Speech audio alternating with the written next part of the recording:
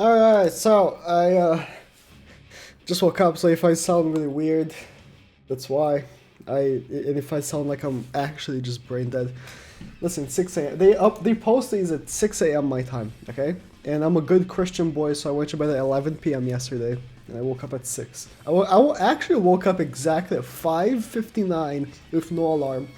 I have no idea why my body decided it's Grand Cross update time. Let's record a video. Anyways, Global is dropping the good old banner. This banner is honestly one of the greatest banners ever, just because it's a completely free banner that guarantees you a bunch of guaranteed units.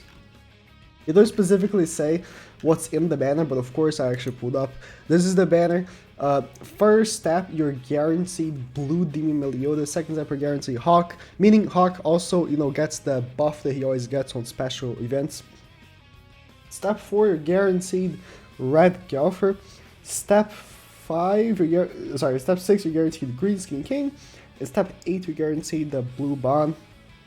So of course, Skinny King and Bond for raids and stuff. And then at step 10, you're guaranteed like one of these characters are featured. So in the banner, you also have a chance of pulling Valenti. These characters on screen, they are featured. And every character that you pull, whoever it is, it will be a level 86 star. So if you have that character, but it's not fully leveled up, it will be level it up for you. But if you also already have that character leveled up, it just becomes a coin. But yeah, it's really cool. It's a really good banner. It's like probably the greatest banner of all time, just because it's a completely free, you can't whale on it, it's a completely free banner, and certainly helps a lot, like it really does. I remember when I made my free-to-play Korean account, I got to champions on PvP in 1 week, because, this. So, oh, not champions in a week, but I did beat story in 5 days. I got to champions in, it was a week, I need to go back and check, but something like that. So it's a really good banner. Then this is Homecoming special step draw. Yeah, this is the special draw, and then speed event with these costumes for free. Very nice. Is it so? Are these the same costumes they gave on Global for free, or are these different costumes? Because on JP had different ones. So Global gave these in blue, and JP gave these in green. I believe this is what JP got. So I think these are different costumes than the one Global already got. That's nice. We get SSR mint green chewing uniform outfit and cosmetic items. We got the spin event. Continue once for your main stages. So if you die on story, this is really good for like new players, right? If you die on story, you can like, get a revive for free, which is so OP because if you revive on story, you get all your characters back fully maxed out, and the enemy just has this amount of HP that he had before. 50 main stage stamina, all village shops open, double auto clear tickets for patrols. Really good. It's really good. Hero, enhanced super and ultra success rate. Salvage, oh, this is the best. Captain Hawk, yeah, of course. Hawk gets his buff, so Hawk becomes like the best PvE in the game. Or something like that. Sweet Valentine's event. Sweet check-in event. Valentine's race. Sweet chocolate event. Nice. Valentine event. Hope GPS does something for it, because I hope, like, these costumes, or not costumes, but this art has been shown last Valentine's Day, I believe, and there's no costume for this. I don't know why they don't make a Valentine's Day costume for, like, the main entry characters.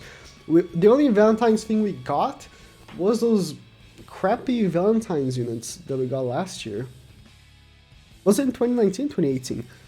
2019. 2018 was when the game came out, and it was in August? My memory is really bad. Or in June? Listen. No. 2019 the game came out in June. Yeah, Oh wow, it's not 2018, 2019. The game came out in around June or August, and then 2020 was last year. For some reason, I thought we were still in 2020, and I thought 2 years ago was 2018. Listen, don't question me, okay? Furniture items. I swear, furnitures ever become like paid on global, except like of course the first ones that came with the game. I don't think it has, which is a good thing because furnitures are like useless. Like, not that they're useless, they're like, they have decent effects, a lot of them, but a big issue is for furnitures. Like, do you seriously want to spend like 20-30 gems getting your furnitures when you can spend that in the multi? It's just like, nah. But if you want to read the furniture, it's honestly not anything crazy. We've got so much furniture that chances are we already have a better furniture of furniture we have here. So, rerun of the final boss Merlin. That's nice if you don't have her costume. It's a good time to get it. Again, poor final boss Ban, but it makes sense. They're only going to release final boss Ban on global when they can release Blue Valency, and of course they couldn't release it this week because last week we already got a banner, and now they're making banners bi-weekly, so only every 2 weeks like JP, and next week is going to be the one, so they couldn't really just do that. But after the one, there's a good chance Blue Valency releases and we get final boss Ban, so that's neat. But it's gonna be like over 7 months since we released on the JP, which is really funny. Tower of Trial Season 3. I went back, right? And I couldn't, like, let me actually do this. No, this was Season 2. So this is Season 4. What was Season 3? Was this one? Was it this one? No.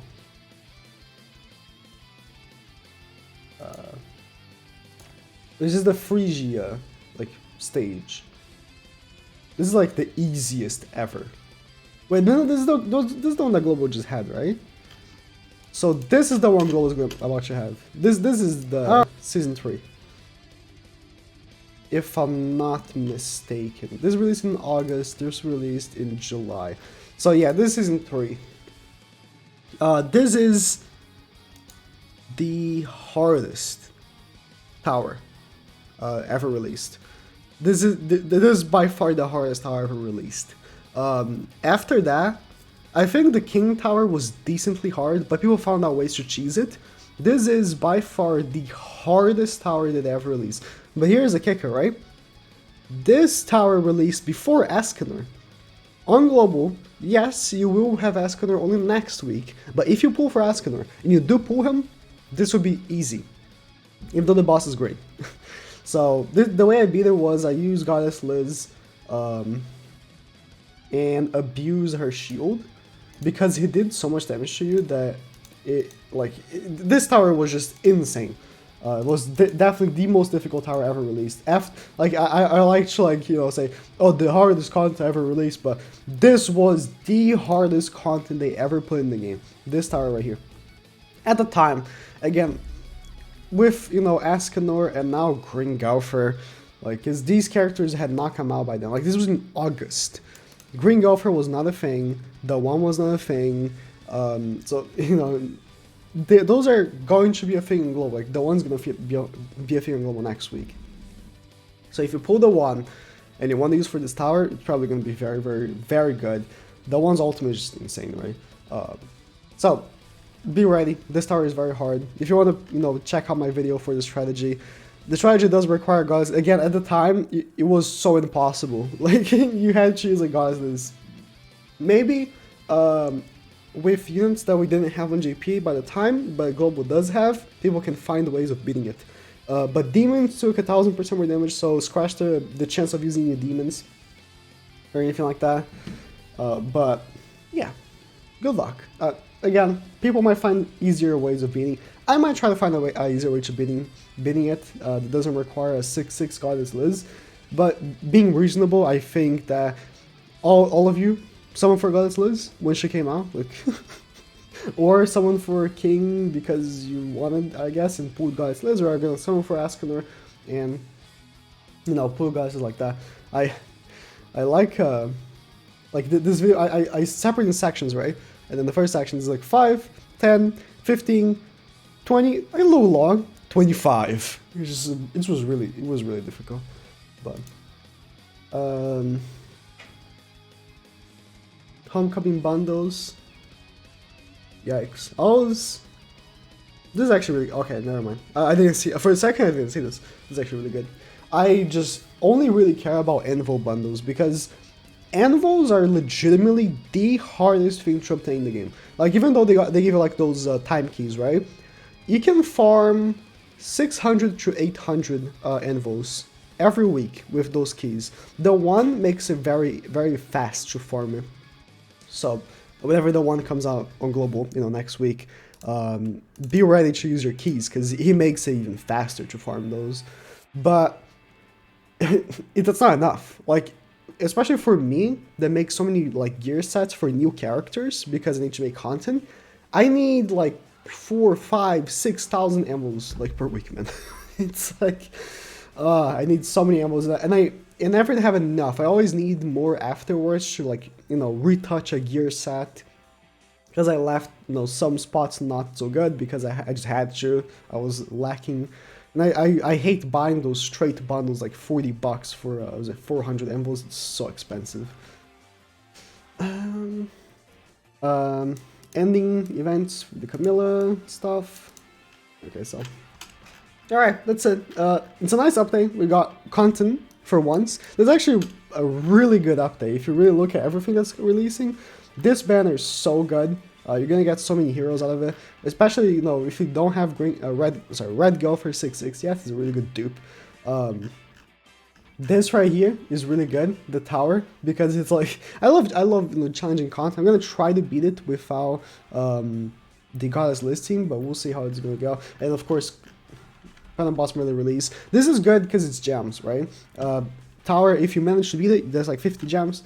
Merlin brings gems as well. It's not going to be immediately gems, but when she leaves, you're going to get the gems for Ascanor's banner. And so, you know, very, very nice. Thank you guys for watching, and yeah.